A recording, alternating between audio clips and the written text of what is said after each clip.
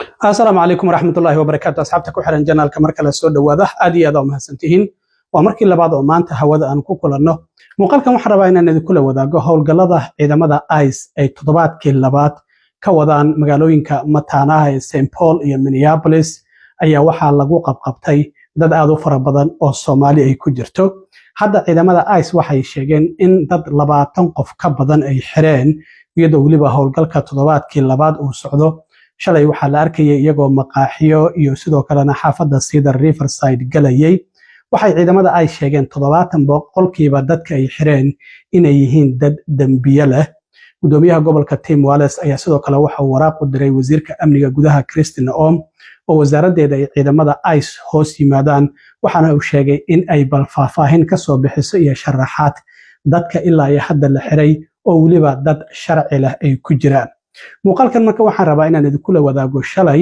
ayaa xaafadda Cedar Riverside ee Minneapolis ku taala waxaa laga qabtay wiil Soomaali ah oo muwaadin Mareykan ah isla markaana dhalashada Mareykanka haysto wiilkaasi magaciisa Mubashir ayuu ku soo koobay waa 20 jir waxaana shalay isagoo shaqadiisa inta ka soo baxay maqaaxi ka soo qaday isdhahaya ayay ciidamadu qabteen waliba baraf ayaa Minneapolis ka da'ay sida muuqaalkan aad ka aragtaan waa ay wuxuu yiri qoor sagaara ayay ugu qabteen jilbaha ayay dhulka ii dhigeen waana ijeebeeyeen isagoo waliba ku qaylinayay war muwaadin Mareykan ayaan ahay sidaas darteed wuxuu yiri saacad markii ay gaari igu hayeen ciidamada ICE afka ayaa u duuban gawaarida ay wataana waa gawaari oo shacab camal ah markaas kadib wuxuu yiri Bloomington ayay geeyeen saacada ayay haysteen markaas kadib ayay xaqiijiyeen inaan muwaadin ahay isla markaana way soo daayeen waliba wuxuu yiri qabow daranna waa uu da'ayay isla markaana sida ay ila dhaqmeen ma ahan sida loola dhaqmo muwaadiniinta Mareykanka maanta marka ayaa shir jaraa'id waxay si wada jira u wada qabteen Mubashir in maayarka ama duqa magaalada Minneapolis Jacob Frey iyo taliyaha booliska Minneapolis Brian O'Hare waxaana uu ka warbixiyay sidii ay wax ugu dhaceen iyadoo waliba markii wareysigaasi uu dhamaaday kadib wariyaasha Soomaalida oo Mubashir oo luqadda Soomaaliga aan aad u aqoonin ay su'aalo weydiiyeen isla markaana isagoo English iyo Soomaali ku hadlayay ayaa bal waxa uu ka warbixiyay qaabka loo xiray iyo sidoo kalena markii la soo daayay iyo sida ay ciidamada ICE ay ula dhaqmeen My name is Mubashir. Shalay waxa joojiyay ICE waxaan soo baxay shaqada I came downstairs to get some food Matan waxay joojiyeen ICE agent. Ima weydiin wax su'aalo, no questions, no nothing. Mati he ran at me wuu joojiyay. Macala he pushed me against the wall. How do you push me? Matan he handcuffed me. Waxa dhahay I'm a US citizen. I have my ID on my phone. Let me go. Matan wuxuu dhahay we don't care. Matan dibadda ii bixiyeen. Dragged me through the snow. Matan ninka wuu i pushayay. Matan wuxuu geliyay chokehold cunuu yahay. Matan he put me inside the car. Waxa dhahay I have my passport. Mala saaxiib wuxuu hayay my picture of my passport. He was showing him through the car. Waxay dhahay we don't care about that. I told him okay. He said waxa taqaana pictured.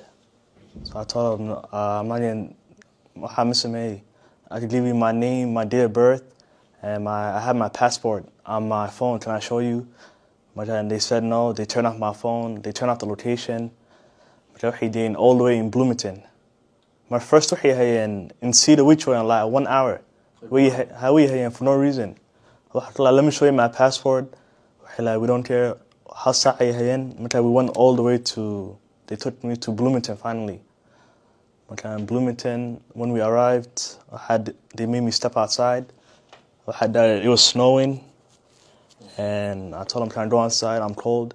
Okay. They said, "No, we have to stain your face." So I let them stain my face because I was cold. Well,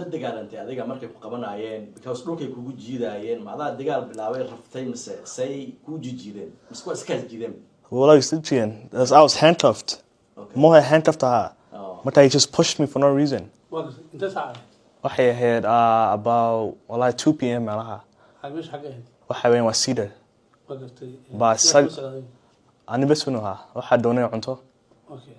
Nimanka koobta intee bay ahayd? Waxay ahayd 3.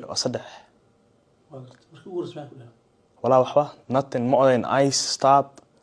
Waxa he came at me wuu soo baxsay wuu i pushday for no reason. wax su'aal nothing macala ma oyn ice nothing markii kugu horeysay miya aad la kulantid ice it was my first time ever how long waxay ahayn like 2 to 3 hours I would ani bas inuu haa iyo meesha waxa ka buuxa kuwa matataani alaabaha wala I don't know me macala if you see the video I'm not doing nothing. They did that to me because I'm Somali.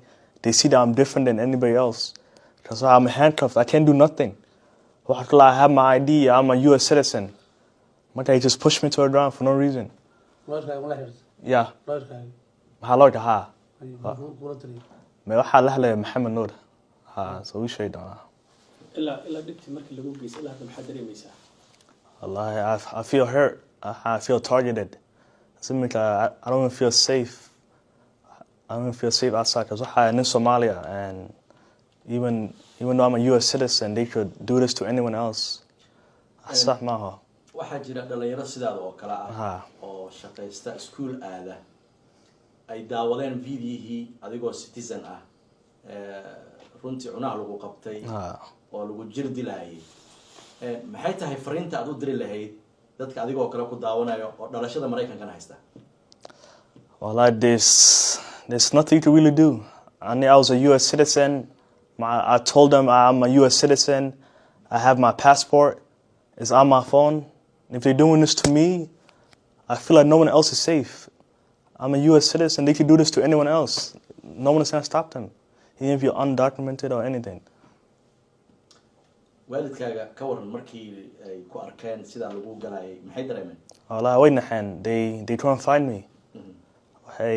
They want to waxay tahay downtown facility, waxay tahay downtown jail, waxay tahay St. Paul. I got finally waxay iman in Bloomington. This whole time no one knew that I got detained. Wax ku yaala afsar shaqaya sidad.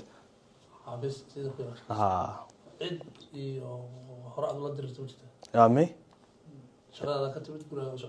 Me cunta socday. Diway waxa joogay like less than 10 seconds. maayirka magaalada Minneapolis Jacob Frey oo isaguna shirka jaraa'id ka hadlay ayaa waxa uu sheegay muuqaalka dadka ayaa loo shiday goobta joogay wariyaasha markii la xirayay Mubashir. waxa uu yiri muuqaalka aad daawateen waa Mubashir isla markaana ah muwaadin Mareykan ah, waxana uu sheegay in noloshiisa inta badanba uu ku noolaa Mareykanka.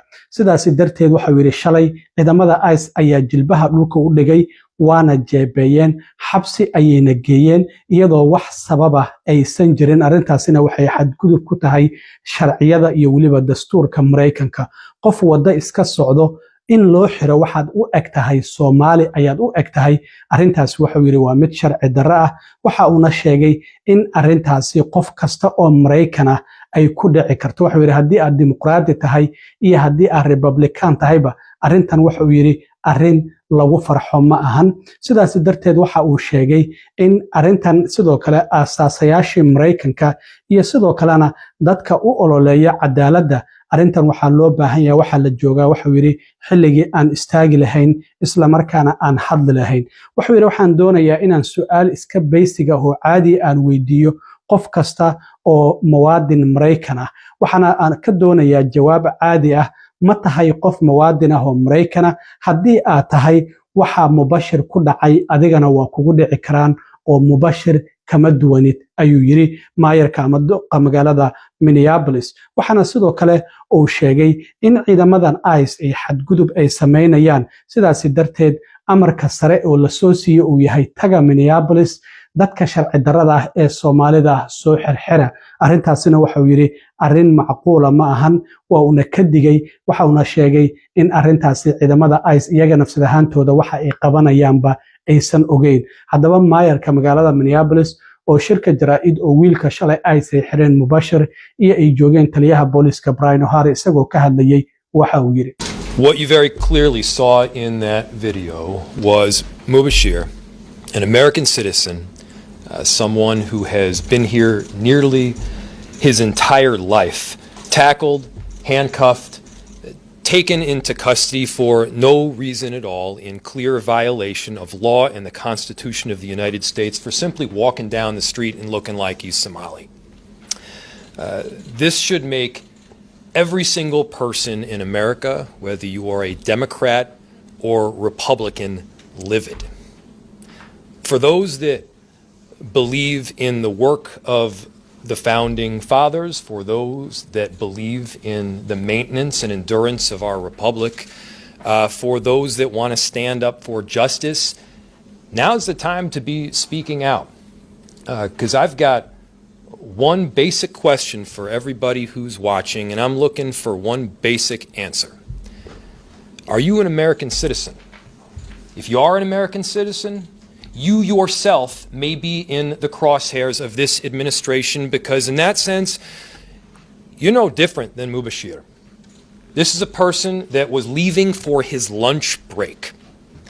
This was a person who was out on the street doing literally nothing wrong.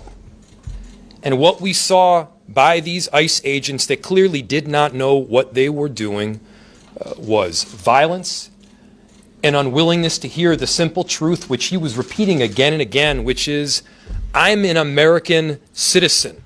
Those were the words that he was saying again and again.